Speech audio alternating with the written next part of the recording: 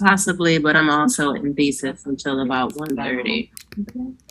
You're gonna do great. You want me to take a picture before and after? I'm sure. Oh, I'll click it. they're so cute, and they're from Yeah, you can see nice, huh? and they're All right. Aldo, and then That's right. All right, Catherine, you ready? Yeah. All right, let's go. Okay.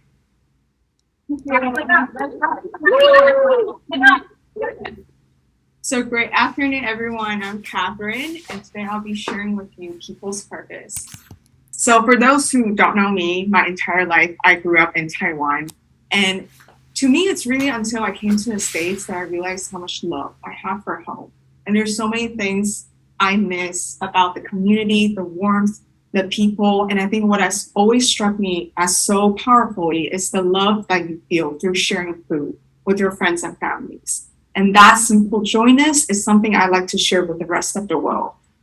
But there has been a lot of challenges in our tourism economy where we're struggling because this whole industry has been so overly commercialized that it really doesn't represent the authenticity of the culture. And there has been a shift in our demographic from these group Chinese tourists to these independent travelers. And so that's why it led to People's Harvest as a solution, which is a learn and dine center where we use food as our core mission and trying to tackle what the non-material culture is through these 5 different design experiences. And that includes People's Kitchen, which is an engaging classroom where you meet a local grandma and she's going to teach you how to make the local braised pork rice. And also introducing the agricultural beauty of this island through a garden. And working alongside with that, you're going to experience that street food tasting through the market. And we'll also have a restaurant called Reunion that pushes the communal dining experience. And as the last component, a tea house where you get to experience the tea culture, but also get to activate playing a 4-player game called Mahjong. And the partners will be working with our Six Senses as our operator and the local government, Town Tourism Peru, as our sponsor. And like I said, we're welcoming all tourists coming around, but we'll be focusing on the rising population of Korean American tourists and making sure there's this intertwined interaction with the domestic tourists coming in. So just to know a little bit of where we're going to be in Taiwan, we're looking into New Taipei City, which has a very diverse economy sources, which includes fishery, tourism, pottery, and gold mining. And these later on becomes important sources of inspiration in design. And just so you know, it's a very culturally enriched space where we're sitting right next to this gold refinery factory called Remains of the 13 Levels. And nearby is this old town village filled with street food and mountains that's very famous called Jiufeng Old Street. But at the same time, it has this natural beauty abundance where we're facing the gradient ocean called Yingyang Sea. And there's ports and trails nearby, and that really represents the beauty of this island as a whole. And so just to situate us a little closely, this building will be sitting on a hill, close to the factory, and facing respectively the factory, the ocean, and a mountain in each side of it. And I think it's also relevant to look at the building type we're working with, which is the traditional courtyard houses. And later on, you'll see that celebration of the wooden pitch roof structures, but still have the renovated skylit interior for net positive building. And we'll have 2 courtyards for these unique indoor-outdoor moments. So now I'm going to be introducing the concept, which is Interwoven Alley. And it's really about capturing that sense of intimacy and warmth as you find your way back home. And as you walk on the Interwoven Alley, you're going to be experiencing the 3 different villages. And the first one being the Ocean Village, where you're going to meet a fisherman who works really early in the morning. He is embraced in this vibrant forge with these fun ropes and colored metals. And you're also seeing the beauty of the ocean at the island. And throughout toward the later afternoon, you're going to be invited to these wood cabins. And this is where you get that inner tranquility of yourself. You're being immersed in all these honest use of the woods and of the tones of the earth. And after sunset, this is where you join the old village. You're going to a grandma's house. And this is about all the crowded people and energy and the craftsmanship and traditions we're about to celebrate together. And all that experiences is going to be tucked in this single floor plan. I'm just going to walk you through really quickly. From the left entry, you're going to go through a market, talk to some vendors, look at the garden, maybe walk into the kitchen. In the center, as the vestibule space, is the bakery, and as part of the more quiet tea house. As you keep moving towards the right, it gets more activated with the game area and the restaurants. So now diving into the actual design, before we go into any enlarged areas, I just like to situate ourselves in where all these villages lies, because they are fundamental in the wayfinding and the color palette of the overall spaces. And the first area we're going to be looking at is the Ocean Village. And here we look at the People's Market. You start to see all these kind of neutral tones and how the blue punctuates with it. And immediately you feel that movement of the sand up the floor, and that dynamic is being translated to the ceiling. So as part of your entry experience is going to be looking at our reception area. And this is kind of like the docking of the Ocean Village. You don't get the ocean yet, but you might see some like shimmering of the ocean water through the mosaic tiles. And here, I think in this village, it really is about celebrating the upcycling and the used material you see in fishery culture. So as a highlight is this PET lamp. They upcycle plastic bottles and also use these vibrant weaving craftsmanship of the place. And if we take a closer look at the reception desk, it's actually a docking boat where you look at the reference towards the curved millwork. There's this rustic use of wood and a fun kind of railing elements that gives you an upper level for that more equitable use of varying heights.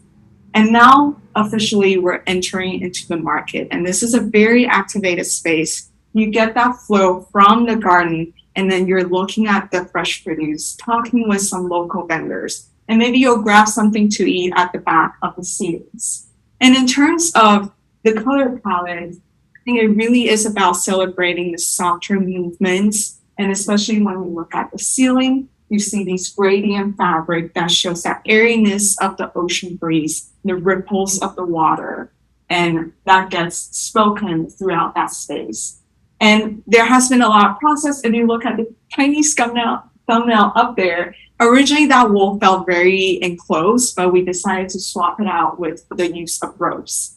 So now if we take a seat into the actual banquet itself, there's even more reference to the fishery boats, where we're celebrating the metal trim works and the color that punctuates throughout this ocean village. And again, there's more of these like sustainable use of reclaimed woods and things that are just locally sourced. Now, if we look at the other side of the market, these are the street food stands. And I like to introduce you really quickly with the Ombre Sunset glass wall. That really, these are 3 forms resin panels, and it allows you to kind of peek through that wall and see what's going on to the other side of the market and activate that space. But not just sustainable materials, but it's also about an overall sustainable operation where we're inviting local vendors coming in, using local products, and together uplifting this community. So you might take a walk around the market, and this is where you're actually going to do something yourself at our People's Kitchen. And People's Kitchen really pushes that engaging food learning experience through a biophilic approach, where we're opening up that connection with the garden. You're getting your hands dirty, you're picking out fresh ingredients, and you're working with our chefs and making something together. And in terms of pushing this place feeling more vibrant of the ocean, if you look at originally the process sketch, it was a lot of just wood tones, but we've decided to introduce a symbolic use of red that reminds people of festivals onto the cabinetry, and using like color ropes and pattern forms to reflect that vibrancy of the ocean village. And so now you finish making your food, we're gonna enter into the private dining room, and you're gonna meet with all these new friends you just met. And in this private dining room, it gives this really big art moment where we're actually taking something very humble and commonly found, these blue baskets in traditional fish markets, using proportion and repetition, and celebrating that whole fishery industry. And to remind us that this is not just about the ocean, but the people of this community as well.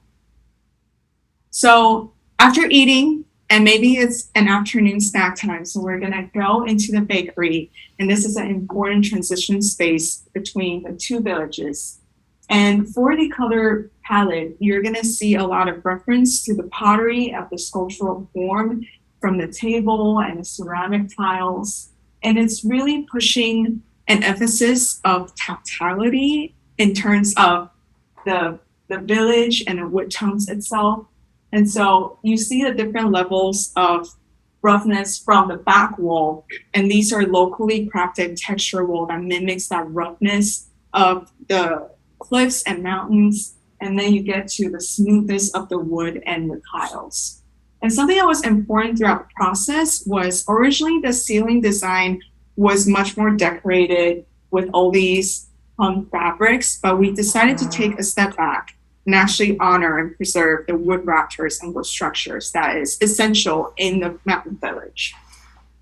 And if we keep walking through into the bakery, this is where you get the more quiet experience of the tea house. And even though you're not going to see a full view of it, but I think the process sketch really kind of guides you how we experiment with different ways of executing the ceiling and making you feel like you're immersed in the woods. And particularly important in our tea culture, because this is where you actually have leisure time over a cup of tea. And we usually work with more healthy menus like the lotus soup, where we tap in on different levels of wellness on a physical, spiritual, and emotional level. Now, after you get your quiet time, we're gonna get a little more activated. We're gonna go and have some game time, which is the Mahjong area of Resonation. So Mahjong is a 4-player game, and these are the built-in banquets you're seeing over here. And you start to see how the wood tones of the mountains start to blend in with these introduction of the vibrant red you see at the old village. And again, we're highlighting a art moment on the wall where it's taking inspiration from a local tribe called Ame people. And these are textiles they wear as they dance for a festival to celebrate that people moment again. And part of that introduction of the textile also serves as an acoustic purpose, because this game is very loud and you're gonna chat over each other. So just to introduce some more softer moments. And towards the foreground, what you're seeing is this landscape stage.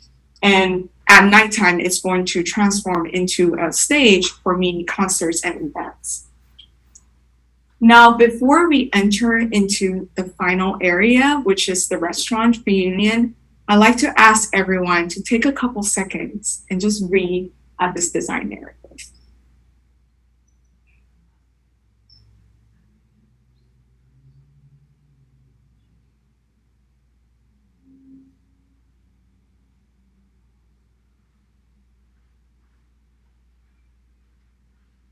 Thank you.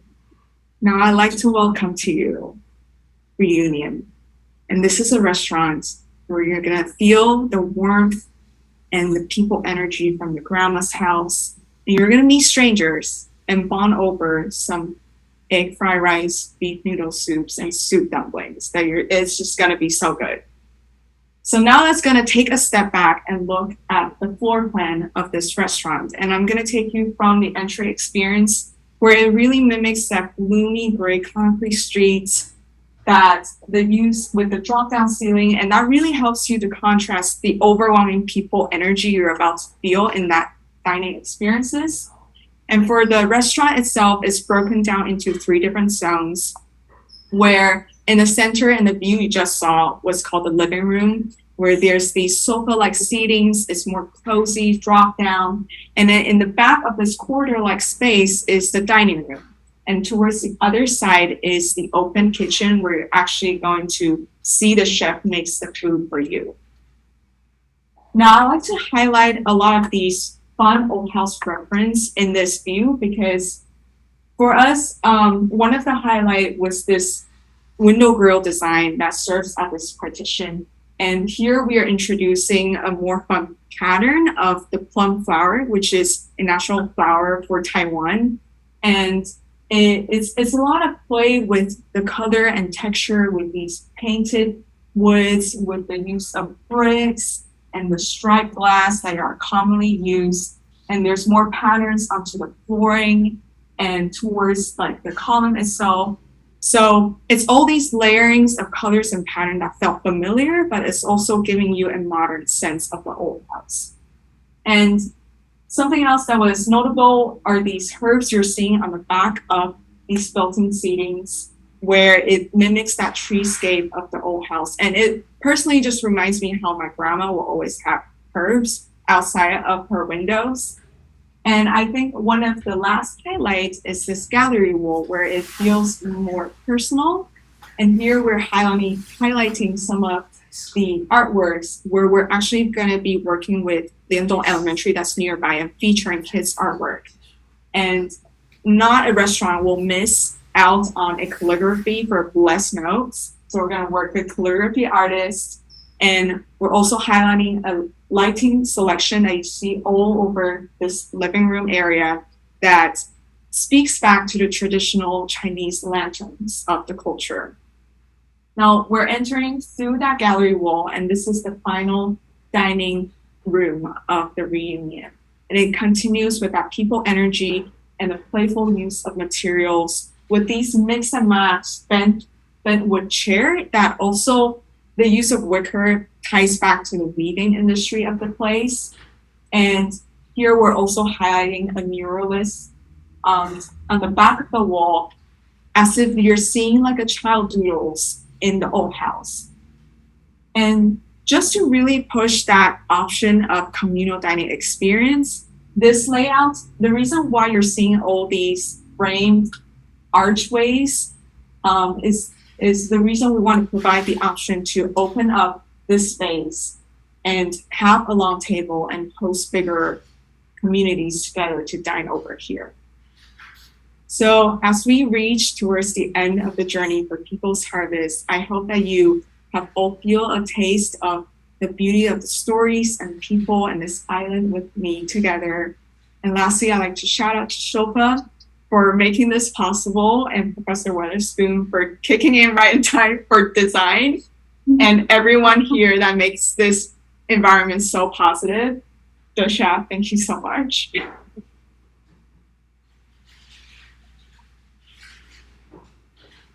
Chilpa, I'm gonna go to you first on the Zoom. Okay, can you hear me? Yep, we can hear you. Okay. Hi, Catherine, Kia, everybody. Firstly, congratulations on completing this monumental task of wrapping up your capstone project so beautifully. I think I'm going to touch on a little bit about the process rather than the end work. I've been with her through every step of this project for the last 6 months, starting from the naming of this project to finding the site. So I think she always has asked such good questions and follow-up questions about her approach to design that's honestly made my job easy. I think her perspective is very inspiring.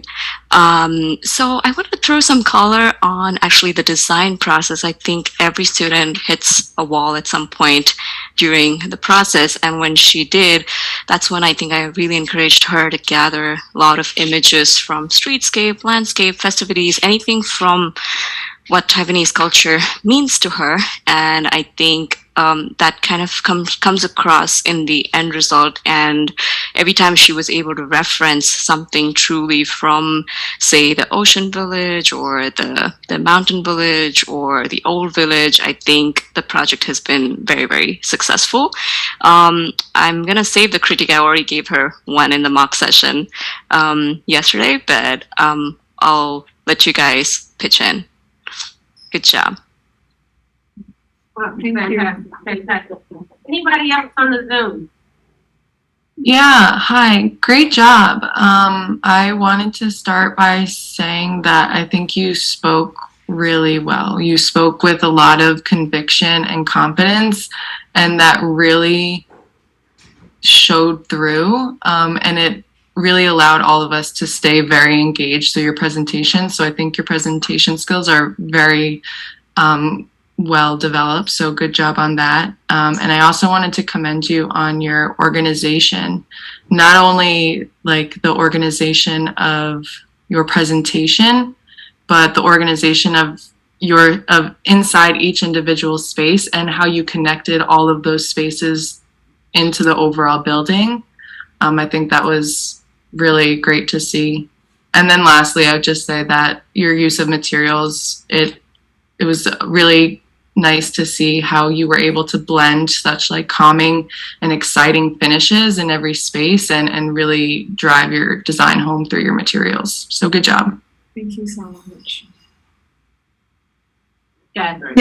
Yeah, I'll echo a lot of that as well. Just really quickly, you did an amazing job. I really, really loved the way that you took us through the space, the way that you started big and sort of honed in and defined things. I think that it's really easy to get caught up when you're presenting, especially when you're presenting to other designers, and get sort of like, you forget who you're doing things for, or you forget that who you're talking to. But I think you had a really, like Carly said, very confident with everything that you were saying. And it was really clear, you know, just the way that you laid out your presentation. It was really clear. I felt like I was there. Honestly, you did an amazing job. So good. You should be really proud of yourself. Thank you so much. Yeah, Catherine. Good, fabulous. Well, I think for me the victory is, I remember like your self-doubt and your lack of confidence from Pro Prac. Honey, you are a fucking star. Great job. Great job. Great job.